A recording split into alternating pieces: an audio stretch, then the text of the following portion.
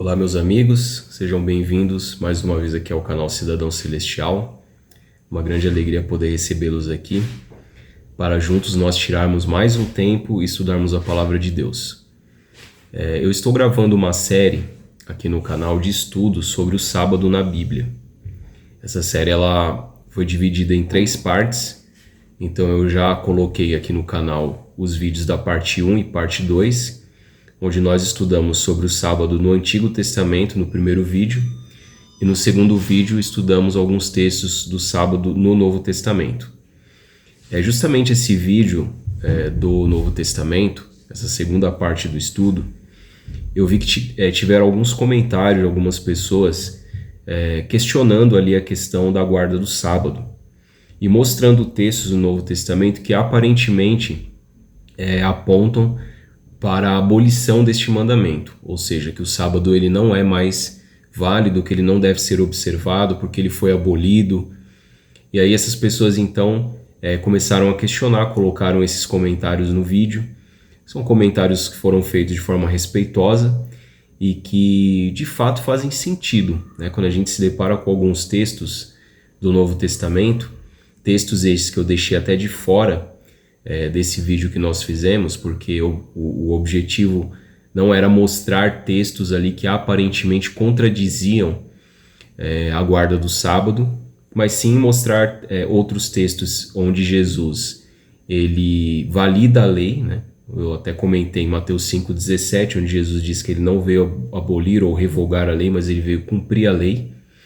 Textos que mostram que Jesus guardou o sábado e que ele deu um novo significado à guarda do sábado, porque nos tempos de Jesus, os líderes religiosos, os judeus, eles guardavam o sábado de uma forma totalmente errada e totalmente deturpada daquilo que a lei de Deus nos mostrava.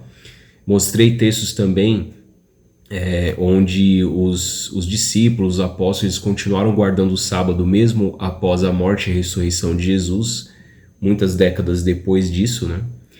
E mostrei textos também que mostram que a lei de Deus ela continua válida, incluindo o 4º mandamento, que é onde Deus ordena a guarda do sábado. Então essas pessoas colocaram esses comentários e eu achei por bem então fazer esse vídeo explicando ou tentando explicar esses textos. Tá? São textos do Novo Testamento. E os textos que foram colocados ali, na verdade, são 2 textos. Um que está no livro de Atos, no capítulo 20, e o verso 7. E nós temos também Colossenses, no capítulo 2, dos versos 14 ao verso 17. Então, eu vou explicar aqui esses textos, que aparentemente o primeiro texto em Atos, capítulo 20, verso 7, a pessoa até que colocou ali, eu acredito que ele tentou mostrar que os apóstolos, e Paulo especialmente, estava realizando uma santa ceia no primeiro dia da semana. O texto nós vamos ler aqui, eu vou projetar, e aí você vai entender melhor. E aí por conta disso, então, ele está tentando defender a tese de que por Paulo realizar uma santa ceia no primeiro dia da semana, isso quer mostrar de que o dia de guarda ele foi mudado do sábado para o domingo. E o texto de Colossenses vai dizer que, especialmente o verso 16, né, e ninguém, portanto, julgue vocês por causa de comida, bebida, de festa ou lua nova ou sábados. Então a gente vai procurar entender esses textos. E aí eu quero já desde já indicar este livro aqui para que vocês se possível, adquiram esse livro e leiam. O título do livro é O Sábado na Bíblia. Por sinal, é o mesmo título da série que eu estou produzindo e gravando aqui no canal e publicando esses vídeos de estudo. Esse livro ele foi escrito pelo teólogo adventista Alberto Tim. Né? Aqui o subtítulo está dizendo: Por que Deus faz questão de um dia? E eu vou usar alguns trechos desse livro que vão lançar luz a esses textos, nos quais as pessoas colocaram no comentário, para aparentemente dizer que o sábado ele não é mais válido. Você vai ver que quando a gente estuda o texto de uma forma mais aprofundada, você vai perceber que de forma alguma o apóstolo Paulo está validando a ideia de que o sábado ele foi abolido, que o domingo agora, o primeiro dia da semana, é o que deve ser observado como dia sagrado dos cristãos. Muito pelo contrário, né? A gente já mostrou aqui no vídeo, no segundo vídeo em que eu gravei, o sábado no Novo Testamento, de que Paulo e os demais apóstolos eles guardavam o sábado e não o domingo. Por sinal, foi criada uma playlist no canal, então se você quiser assistir os 2 primeiros vídeos dessa série, o sábado no Antigo Testamento e o sábado no Novo Testamento, por favor assista. Se você ficou com alguma dúvida, também pode colocar os seus comentários, ali eu vou tentar responder na medida do possível. E aí eu vou gravar ainda um terceiro vídeo, né, que é o terceiro e último vídeo, para fechar essa série de estudos, que é o sábado no tempo do fim. A gente vai estudar textos do Apocalipse, vamos estudar sobre o selo de Deus e a marca da besta, e aí a gente vai fechar essa série de estudos a respeito do sábado. Então, só reforçando que este livro aqui, O Sábado na Bíblia, você pode comprar ele no site da Casa Publicadora Brasileira, que é a livraria oficial da Igreja Adventista do Sétimo Dia, na qual eu pertenço. E eu vou deixar o link na descrição do site. É um preço bastante acessível. E se você puder comprar e ler e estudar mais a respeito desse assunto na Bíblia, vai ser de grande valia para você, para toda a sua família, e assim você se aprofundar cada vez mais na Palavra de Deus. Então eu vou deixar o link na descrição se você tiver interesse em adquirir esta obra. Então vamos ler, antes, né, de ler o primeiro texto, que é em Atos capítulo 20, verso 7, eu só quero destacar uma coisa. No Novo Testamento aparecem alusões ao primeiro dia da semana 8 vezes. Então aqui diz o seguinte, o Novo Testamento apresenta 8 referências ao primeiro dia da semana. A palavra domingo não aparece na Bíblia, aparece o primeiro dia da semana. O único dia que a Bíblia dá nome é o sétimo dia, que é o sábado, que é o Shabat, né, que é o dia do descanso. O domingo ele sempre vai aparecer como o primeiro dia da semana. Então dessas 8 referências que aparecem no Novo Testamento, 6 aparecem nos Evangelhos, em alusão aos acontecimentos ocorridos no dia em que Jesus ressuscitou, e apenas 2 no restante do Novo Testamento. Então nos Evangelhos são 6 textos, então ali tem Mateus 28, verso 1, Marcos 16, 2 e 9, e João 20, 1 e 19. E no livro de Atos você tem duas referências ali ao primeiro dia da semana. Um que nós vamos ler aqui, Atos 20, verso 7, e outro em 1 Coríntios 16, verso 2. Então, se você tiver com a sua Bíblia aí e puder fazer a leitura do texto, seria muito bom, mas se não, eu vou projetar o texto aqui na tela para a gente acompanhar a leitura juntos. Então vamos ler Atos capítulo 20, verso 7, que diz o seguinte: No primeiro dia da semana, nós nos reunimos a fim de partir o pão. Paulo, que pretendia viajar no dia seguinte, falava aos irmãos e prolongou a mensagem até a meia-noite. Então, o irmão que colocou o comentário aí no vídeo anterior, né, no qual nós estudamos o sábado do Novo Testamento, usou esse texto para mostrar que Paulo realizou ali uma cerimônia de Santa Ceia no dia de domingo. E aí eu acredito que dá a entender que por essa ocasião ele estaria então validando o dia de domingo como dia de guarda, como um dia sagrado, em lugar do sábado. Mas é isso realmente que o texto está mostrando? Vamos tentar entender isso, né? Primeiro que aqui, Paulo, o texto não está dizendo que se refere a uma Santa Ceia, porque falta, por exemplo, o elemento do vinho, né? Aqui o texto está dizendo que eles se reuniram apenas a fim de partir o pão. E por quê? Porque Paulo, no dia seguinte, ele ia viajar, certo? Então, aqui está dizendo que eles se reuniram no primeiro dia da semana, porque Paulo ia viajar no dia seguinte. E não porque aquilo era um hábito, um costume deles fazerem isso, certo? Então, Paulo, ele falou ali, ele pregou para os irmãos e prolongou a mensagem até a meia-noite.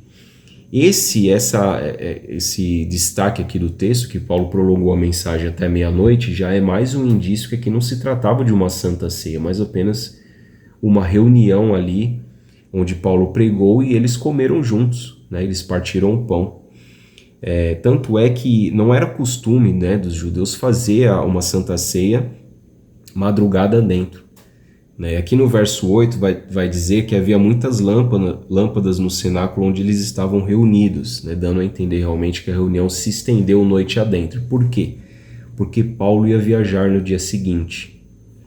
Então, aqui, essa primeira explicação já nos dá a entender que não se tratava de uma Santa Ceia, mas apenas de uma reunião extraordinária, no qual Paulo pregou, ele se estendeu até meia-noite, né? O verso 8 vai dizer que havia muitas lâmpadas no cenáculo, dando a entender realmente que a reunião ela se estendeu noite adentro, porque Paulo ia viajar no dia seguinte. Agora, ainda que estivesse ocorrendo ali uma Santa Ceia, o fato de estar ocorrendo uma Santa Ceia no dia de domingo não vai tornar este dia santo e sagrado no lugar do sábado. Né? Porque a primeira Santa Ceia que foi realizada por Jesus Cristo na semana em que ele foi entregue para ser crucificado ocorreu numa quinta-feira. Então, por causa disso, a gente vai santificar também a quinta-feira? Obviamente que não. Aí aqui o livro, o Sábado na Bíblia, na página 67, ele vai comentar o seguinte, ó. Retornando de sua terceira viagem missionária, Paulo passou por Troade, onde participou de uma reunião que sugere mais uma ocasião extraordinária do que um costume habitual.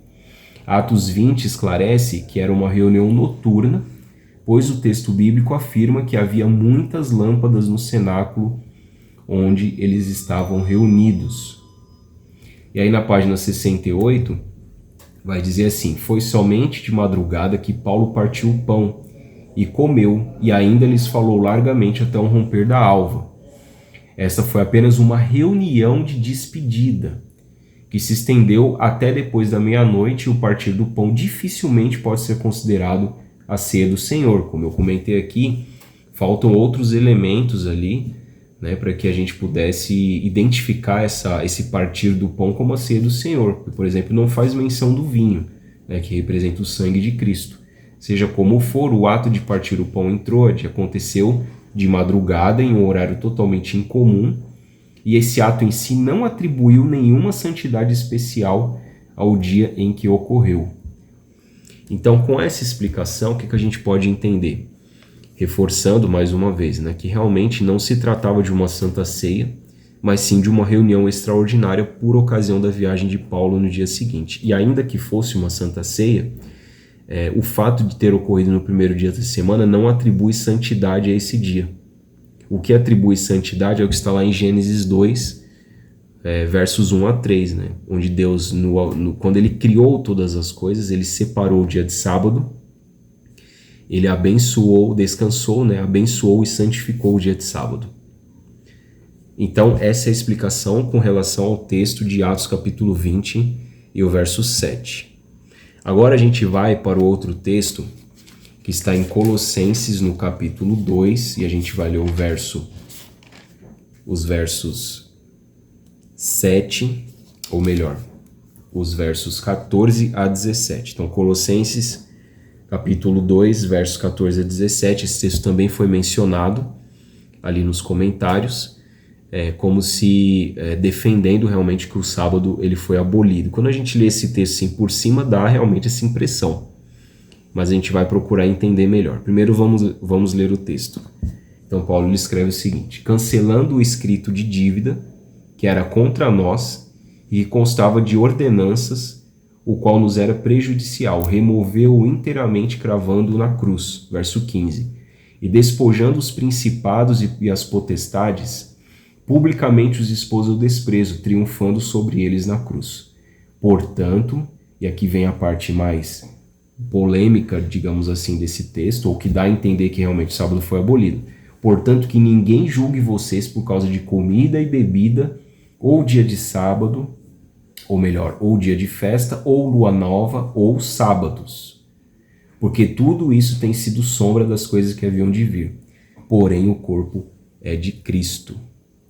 Então esse é o texto de Colossenses capítulo 2, versos 14 a 17, onde muitas pessoas, né, não somente esse irmão que fez o comentário no vídeo, mas muitas pessoas colocam esse texto como se Paulo realmente estivesse dizendo que o sábado ele foi abolido.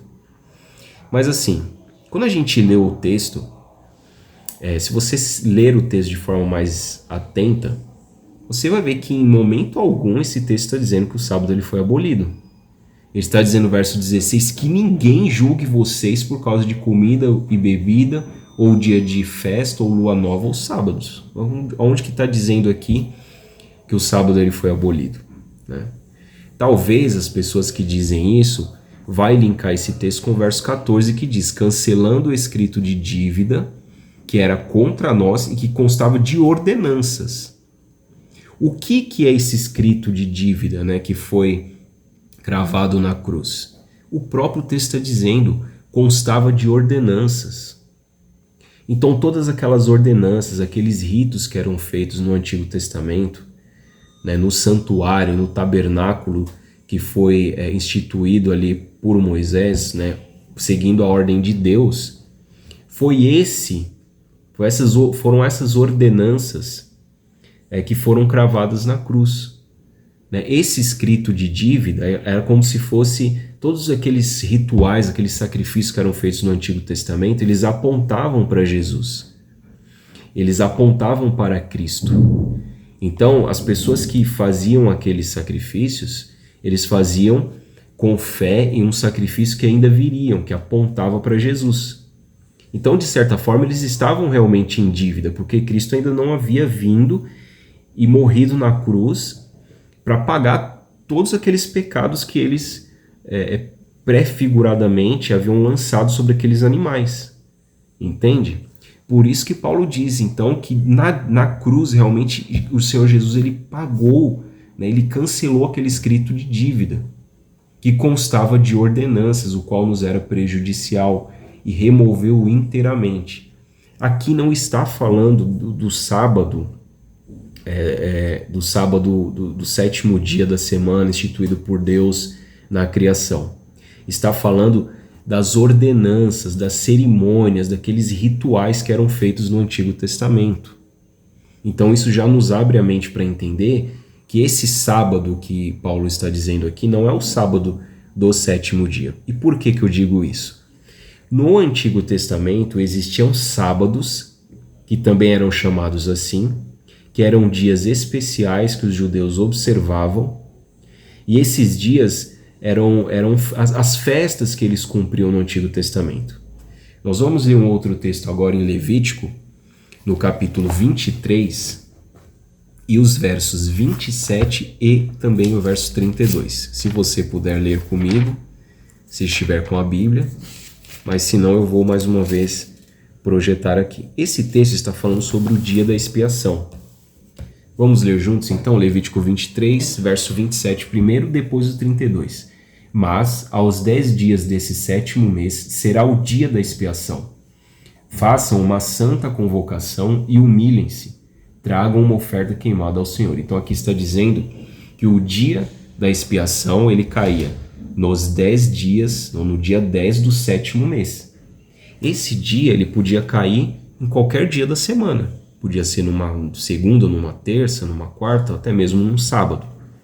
Só que quando a gente vai para o verso 32, está dizendo: será um sábado de descanso solene para vocês, e vocês se humilharão. Da tarde do dia 9 desse mês até a tarde do dia seguinte, vocês celebrarão esse sábado.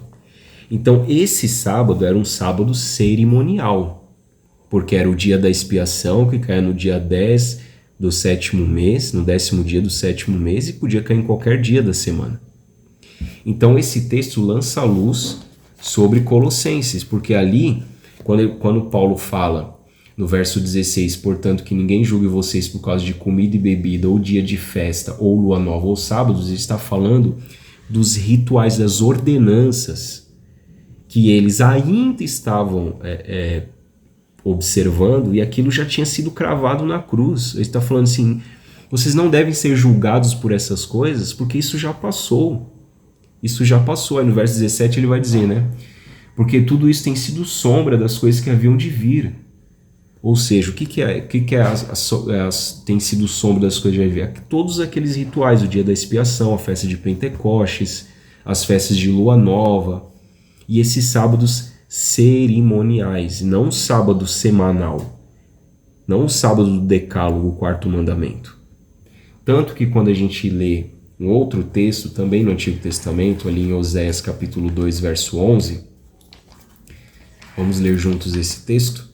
Em Oséias capítulo 2, verso 11, está escrito o seguinte: farei cessar toda a sua alegria, as suas festas, as festas de lua nova, os seus sábados e todas as suas solenidades. Você percebe que aqui é mais ou menos a mesma sequência que Paulo vai dizer lá em Colossenses 2,16, né? As suas festas, as festas de lua nova e os seus sábados. Então esses sábados aqui é o quê?